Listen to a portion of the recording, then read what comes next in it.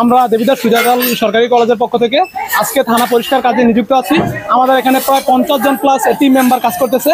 তো আমরা সবাই প্রত্যেকে নিজ নিজ দায়িত্বে খুব গুরুত্বের সাথে আমরা কাজগুলো করতেছি। তো আমাদের টিম মেম্বার এই থানার বাইরেও ট্রাফিক সিগন্যালও দায়িত্ব পালন করতেছে।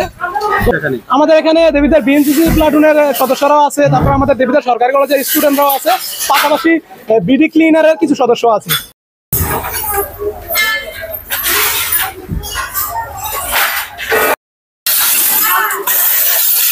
ভাঙচুরটা করতে আসছে, তো থানার এই ধরনের পরিস্থিতি, যার জন্য আমরা জায়গাটাকে ক্লিন করতে এসেছি।